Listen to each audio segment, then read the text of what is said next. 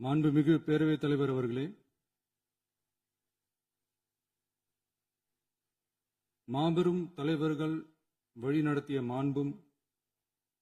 மாபெரும் வரலாற்று சிறப்பு கொண்ட இந்த சட்டமன்ற பேரவையின் 17வது சட்டமன்ற பேரவைக்கு நம்மையும் நம்ம தமிழக வெற்றிக் கழகத்தை சார்ந்த சட்டமன்ற உறுப்பினர்களையும் தேர்ந்தெடுத்து அனுப்பின நிரந்தரமாக என் நெஞ்சில் குடியிருக்கும் தாயன்புமிக்க தமிழக மக்கள் அனைவருக்கும் என்னுடைய மனப்பூர்வமான நன்றிகள். 17வது சட்டமன்ற கூட்டத்தொடரின் முதல் ஆளுநர் உரையின் மீதான நன்றி தெரிவிக்கும் தீர்மானத்திற்கு பதிலுரை வழங்க வாய்ப்பளித்த மாண்புமிகு பேரவைத் தலைவருக்கு நம் வணக்கத்தை தெரிவித்துக் கொள்கிறோம். மாண்புமிகு பேரவைத் தலைவர் அவர்களே, இந்த 17வது மாமன்றத்தில் அதிகப்படியான 12 கட்சிகளை சேர்ந்த பிரதிநிதிகள் தேர்ந்தெடுக்கப்பட்டிருக்கும். நாம கொள்கை ரீதியாகவும் நிலைப்பாடு ரீதியாகவும் வேறுபட்டு இருந்தாலும் மக்கள் பணி செய்வதுதான் நம்ம எல்லாருக்கும் பிரைமரியா இருக்கிற ஒரே எய்ம். அந்த வகையில தான் நம்ம எல்லாருமே நம்ம மக்களால் அங்கீகரிக்கப்பட்டு சட்டமன்றத்திற்கு வந்திருக்கிறோம். அதனால நாம கருத்தால் வேறுபட்டாலும் மக்கள் சேவை என்ற நோக்கத்துல நம்ம மாநிலம் சார்ந்த விஷயங்கள்ல நாம எல்லாரும் ஒன்றிணைந்து பயணிச்சா நம்ம தமிழ்நாடு என்னைக்கும் எதிலையும் முதன்மை மாநிலமாக திகழும். ஆளுநர் உரைக்கு நன்றி தெரிவிக்கும் தீர்மானத்தில் பேசின மாண்புமிகு உறுப்பினர்களுக்கு நன்றி. எதிர்த்து பேசினாதான் எதிர்கட்சின்னு ப்ரூவ் பண்ண முடியும்னு நினைச்சுக்கிட்டு பேசின எதிர்கட்சியை சேர்ந்த எதிர்கட்சி தலைவர் உள்ளிட்ட மாண்புமிகு உறுப்பினர்களுக்கும் வணக்கமும் நன்றியும். பதிலுரை வழங்குற அதே நேரத்தில் நம்மள சட்டமன்ற உறுப்பினராக தேர்ந்தெடுத்த பெரம்பூர் தொகுதி மக்களுக்கு நம்மளோட நெஞ்சார்ந்த நன்றிகள். அதே மாதிரி ராஜினாமா பண்ணிட்டாலும் நம்மளை தேர்ந்தெடுத்த திருச்சி கிழக்கு மக்களுக்கும் இந்த மன்றத்தில் நம்மளோட நன்றியை பதிவு செய்கிறோம். அப்புறம் நம்மளோட அரசியல் பயணத்தை பத்தியும் கொஞ்சம் பதிவு செய்ய விரும்புகிறோம். நாம ஏதோ ஷூட்டிங்ல இருந்து நேரா வந்து சிஎம் ஆன மாதிரியே சில பேர் ஒரு இமேஜ் கிரியேட் பண்றாங்க. அவங்களுக்கு அவங்க ஆசைப்படுற லாங்குவேஜ்லயே சொல்றோம், அது வெறும் ரீல் தான், ரியல் கிடையாது. ஒரு சாதாரண நடிகனாத்தான் நம்ம கெரியர் தொடங்குச்சு. அப்புறம் அப்படியே சின்சியரா உழைச்சு மேல வந்தோம். நம்ம கெரியர்ல நாம மேல வந்ததுக்கு இந்த விஜய் ஒருத்தன் மட்டுமே காரணம் இல்ல, அவனோட உழைப்பு மட்டுமே காரணம் இல்ல. இந்த விஜயோட உழைப்புக்கும் உயர்வுக்கும் பின்னாடி இருக்கிற ஒட்டுமொத்த தமிழ்நாட்டு மக்களோட அன்பும் அரவணைப்பும் தான் காரணம். ஒவ்வொரு வீட்டில் இருக்க ஒவ்வொருத்தரும் நம்மள அவங்க வீட்டில் ஒருத்தனா ஏத்துக்கிட்டது தான் நமக்கு கடவுளும் மக்களும் தந்த மிகப்பெரிய வரம். அதுக்காகவே கடவுளுக்கு சமமான நம்மளோட சொந்தங்களான தமிழக மக்கள் அனைவருக்கும் மீண்டும் மீண்டும் நன்றி. இப்படி நம்மள தாயன்போடு அள்ளி அரவணைச்ச தமிழ்நாட்டு மக்களுக்கு நாம் எப்படியெல்லாம் துணையாக இருந்தோம், எப்படியெல்லாம் மக்களோட மக்களா இருந்தோம்னு சொல்றேன். 1990ஸ்லயே ரசிகர் மன்றமா இருந்தப்பவே மக்களுக்கு துணையா நிக்க ஆரம்பிச்சோம். அதுக்கப்புறம் நற்படி மன்றமாவும் அதுக்கப்புறம் விஜய் மக்கள் இயக்கமாவும் மாறி மக்களோட மக்களா நின்றுகிட்டு இருந்தோம். 2008 ஈழத் தமிழருக்கு ஆதரவா உண்ணாவிரதம் போராட்டம் செஞ்சோம். போர் முடிவுக்கு வரணும், நம்ம தொப்புள் கொடிய உறவுகளான ஈழத் தமிழர்களுக்கு பாதுகாப்பான நிம்மதியான ஒரு வாழ்வு கிடைக்கணும்னு அன்னைக்கே கோரிக்கை வச்சோம். 2009 ஆரம்பிச்ச விஜய் மக்கள் இயக்கம் வழியா நம்மளோட மக்கள் நல பணிகளை எக்ஸ்டெண்ட் அண்ட் எக்ஸ்பேண்ட் பண்ணிக்கிட்டே வந்தோம். கல்விக்கு துணையா இருந்தோம், சோசியல் சர்வீஸ் செஞ்சோம், வெள்ள நிவாரணத்துல துணையா இருந்தோம், கொரோனா காலத்துல மக்களுக்கு தோள் கொடுத்தோம்.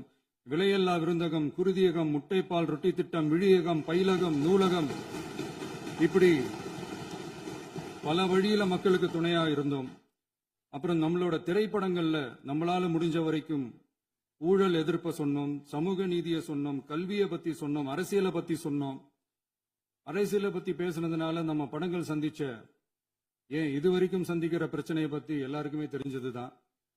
இது மட்டும் இல்லாம 2011 நாகப்பட்டினத்துல மீனவர் பிரச்சனைகளுக்கு ஆதரவா ஒரு பெரிய பொதுக்கூட்டம் நடத்தினோம். மீனவர்கள் மீதான தாக்குதலை கண்டிச்சு பேசி அதுல நம்மளோட எதிர்ப்பை பதிவு செஞ்சோம். 2017 ஜல்லிக்கட்டு போராட்டத்தில் தமிழர் பண்பாட்டு உரிமைக்கான நம்மளோட ஆதரவை தெரிவிச்சோம். 2018 ஸ்டெர்லைட் போராட்டம் துப்பாக்கி சூட்ல பாதிக்கப்பட்ட நம்ம சொந்தங்களை நேர்ல சந்திச்சு ஆறுதல் சொன்னோம். 2021 உள்ளாட்சி தேர்தலில் விஜய் மக்கள் இயக்க வேட்பாளர்கள் போட்டியிட்டு ஜெயிச்சாங்க. கல்வி விருது விழா நடத்தி சிறந்த மதிப்பெண் பெற்ற மாணவ மாணவிகளுக்கு ஊக்கத்தொகையும் பரிசும் கொடுத்தோம். 2024 தமிழக வெற்றி கழகத்தை ஆரம்பிச்ச உடனேயே CAA-வை எதிர்த்து அறிக்கை விட்டோம். அரசியல் கட்சி ஆரம்பிச்சு விழுப்புரம் மாவட்டத்தில் விக்கிரவாண்டியில நம்மளோட முதல் மாநில மாநாட்டிய வெற்றி கொள்கை திருவிழாவை நடத்தினோம். தந்தை பெரியார், பெருந்தலைவர் காமராஜர், அண்ணல் அம்பேத்கர், வீரமங்கை வேலுநாச்சியார், மக்கள் சேவகர் அஞ்சலை அம்மாள்னு நம்மளோட 5 கொள்கை தலைவர்கள் அறிவிச்சோம். இந்தியாவிலே 2 பெண் ஆளுமைகளை கொள்கை தலைவர்கள் அறிவிச்ச ஒரே கட்சி நம்ம டிவிக்கு மட்டும்தான் என்ற பெருமையோடு அறிவிச்சோம். பெரியார் சொன்ன மாதிரியே அவர் சொன்னதுல நமக்கு ஏற்புடையதை மட்டும் எடுத்துக்கிட்டோம். அவரோட கடவுள் மறுப்பு கொள்கையில நமக்கு உடன்பாடு இல்லைன்னு ஓப்பனா அறிவிச்சோம். நமக்கு கடவுள் நம்பிக்கை உண்டுன்னு அறிவிச்சோம். யாரோட நம்பிக்கைக்கும் நாம் எதிரானவங்க இல்லைன்னு தெளிவா அறிவிச்சோம். பெண் கல்வி, பெண்கள் முன்னேற்றம், சமூக சீர்திருத்தம், சமூக நீதி, இப்படி பெரியாரோட கருத்துக்களை நிறையவே ஏத்துக்கிட்டோம்னு அறிவிச்சோம். அண்ணல் அம்பேத்கரோட சம வாய்ப்பு, சமநீதி, சமத்துவத்தை ஃபாலோ பண்ணுவோம்னு அறிவிச்சோம். பெருந்தலைவர் காமராஜரோட மதச்சார்பின்மையை ஏத்துக்கிட்டதோட அவரோட நேர்மையான நிர்வாகத்தையே ஒரு கொள்கையா ஏத்துக்கிட்டோம்னு அறிவிச்சோம். வீரமங்கை வேலு நாச்சியாரோட மண் மீட்பையும் சமூக நல்லிணக்கத்தையும் பின்பற்றுவோம்னு அறிவிச்சோம். மக்கள் சேவகர் அஞ்சலை அம்மாளோட விடுதலை வேட்கையையும் மக்களோட வாழ்வாதாரத்துக்காக உறுதியாக நிற்கிறதையும் பின்பற்றுவோம்னு சொன்னோம். எல்லாருக்கும் எல்லாமும் கிடைக்கணும், எம் மதமும் நம் மதம்னு சொல்லி மதச்சார்பற்ற சமூக நீதி தான் நம்ம கொள்கைன்னு அறிவிச்சோம். நம்ம கொள்கை எதிரி யாரு, அரசியல் எதிரி யாருன்னு ஓப்பனா அறிவிச்சோம். எல்லாத்துக்கும் மேல பிறப்புக்கும் எல்லா உயிர்க்கும்ன்றத நம்மளோட அடிப்படை அரசியல் கோட்பாட்டா அறிவிச்சுட்டு தான் அரசியலுக்கே வந்தோம். நம்ம மதுரை மாநாட்டில் நம்மளோட தேர்தல் அரசியல் மற்றும் ஆட்சி அதிகார அரசியல் வழிகாட்டியா அறிஞர் அண்ணாவையும் புரட்சி தலைவர் எம்ஜிஆரையும் ஏத்துக்கிட்டதா அறிவிச்சோம். அப்புறம் இன்னனையும் நாம இங்க பதிவு செஞ்சே ஆகணும். எல்லாரும் கட்சி ஆரம்பிச்சுட்டு தான் ஒவ்வொரு வீட்டுக்குள்ளேயும் போவாங்க. ஆனா நாம ஒவ்வொரு வீட்டுக்குள்ளேயும் போனதுக்கு அப்புறம் தான் கட்சியவே ஆரம்பிச்சிருக்கிறோம். ஒவ்வொரு வீட்டுல ஒவ்வொருத்தரும் நம்மள அவங்க பிள்ளையா, மகனா, அண்ணனா, தம்பியா ஏத்துக்கிட்டதும் இயல்பா நடந்துச்சு. தமிழ்நாட்டு மக்களோட மனசுக்குள்ள போறதுக்கு நாம பட்ட பாடு நமக்கு மட்டும்தான் தெரியும். இதெல்லாம் புரிஞ்சாலும் புரியாத மாதிரி இருக்கிறவங்க தான் நம்மள நடிகன் என்று சொல்லியும் நம்ம கட்சிய நடிகன் கட்சின்னு சொல்லியும் சில நக்கல், நையாண்டி இதெல்லாம் பேசுவாங்க. அதை பத்தி நமக்கு கவலை இல்லைன்னு நீங்க. இப்படி நம்ம அரசியல் பயணம் ரொம்ப டிரான்ஸ்பரண்டா தான் ஆரம்பிச்சிருக்கு. இந்த 2026 தேர்தலில் கூட்டணியே இல்லாமல் தனியா நின்னோம். மக்கள் நம்மள தெளிவா புரிஞ்சுகிட்டதாலையும் நம்ம டிவிகே தோழர்களோட உழைப்பாலையும் நாம 35% வாக்குகளை வாங்கினோம். 1,72,00,000 வாக்குகளோட தமிழ்நாட்டிலேயே தனி பெரும் கட்சியா வந்தோம். தமிழக மக்களாலையும் நம்மளோட ஆதரவு இயக்கங்களாலையும் இதோ இன்னைக்கு இங்க நம்ம டிவிகே ஆளும் கட்சியா உட்கார்ந்துருக்கிறோம். இந்த ஆளும் கட்சியா ஆனதும் அவ்வளவு சாதாரணமாலாம் நடந்துடல. 2.25 வருஷத்துல ஆட்சிக்கு வந்துட்டீங்கன்னு ரொம்ப கிண்டலா கேலியா சிலர் பேசுறாங்க. எங்களோட இந்த 2.25 வருஷ டிராவல்ல எவ்வளவு வலியும் வேதனையும் இருக்குது.